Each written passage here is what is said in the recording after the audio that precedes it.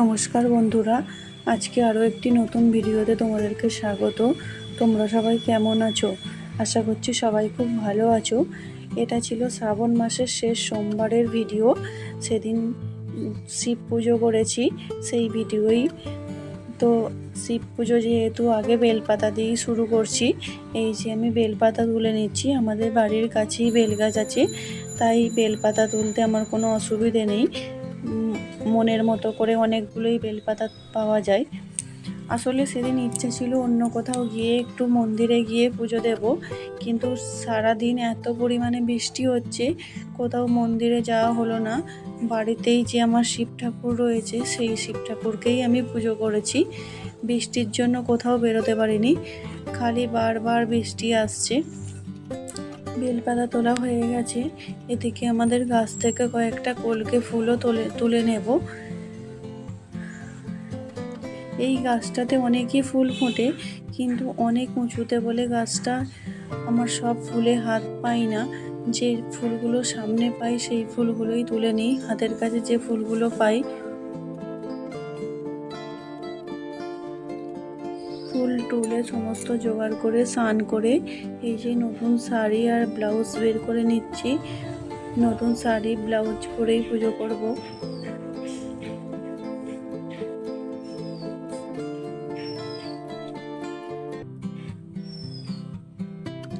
শাড়িটার যে স্টিকারগুলো আছে সেগুলোকে তুলে দিই, নাহলে এগুলো পরে বড্ড লাগে আঠাগুলো সব কিছুতে।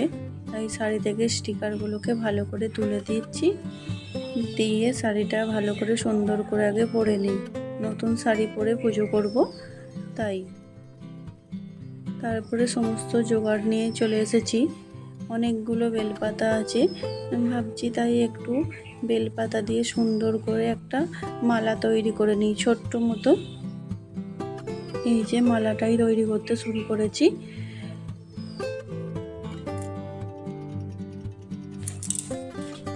ভালো লাগে এইভাবে নিজের হাতে জোগাড় করে ঠাকুরের পুজো দিতে, খুব ভালো লাগে। সুন্দর করে মালাটাকে তৈরি করে নিচ্ছি, বেশি বড় না, ছোটই মালা হবে।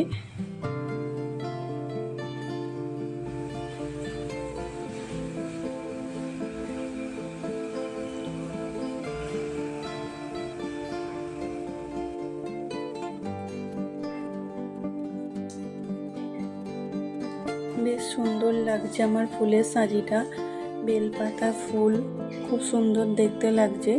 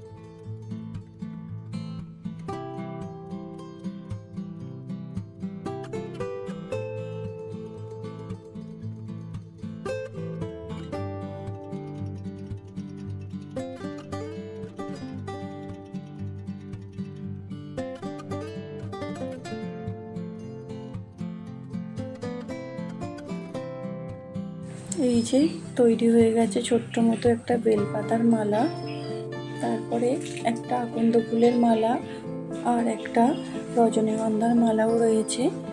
আকন্দ ফুলের মালা আর রজনীগন্ধার মালাটা কিনে আনা হয়েছে।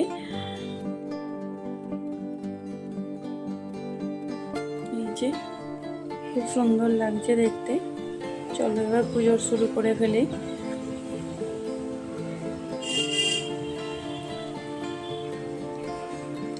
একটু চন্দনও ঘষে নিচ্ছি।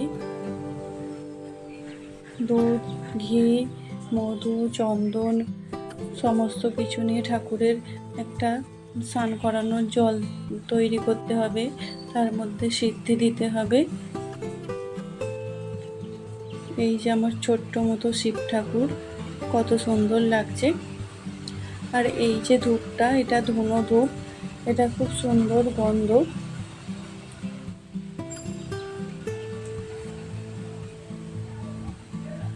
ওই যে ধুনো ধূপটা বের করে নিচ্ছি, নিয়ে ওটা জ্বালবো।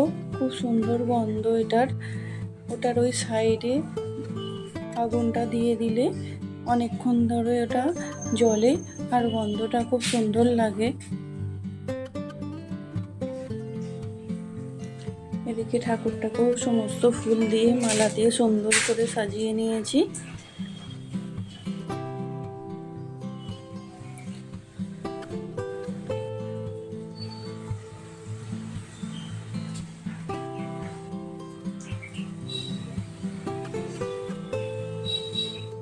একটু বাতি জ্বেলে নিই।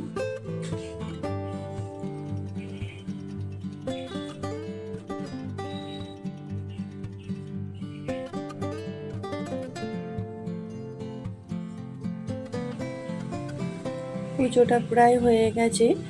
ধূপ বাতি দিয়ে ঠাকুরের ফল মিষ্টি সব কিছু দিয়ে সুন্দর করে পুজো করে নিয়েছি।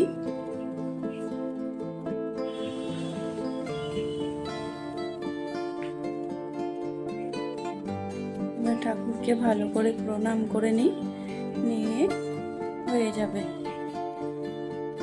এই যে পুজো শেষে এইরকম ফল করতে হয় আমাদের, সেটাই করছি। তারপরে বিকেলবেলা এসেছি নার্সারিতে। আমাদের বাড়ির কাছে একটা নতুন নার্সারি তৈরি হয়েছে, সেখানে এসেছি একটু গাছ দেখতে, ফুল গাছ। এই ফুল গাছগুলো আমাদের নেওয়া হয়েছে। তাহলে চলো ভিডিওটা এই পর্যন্ত।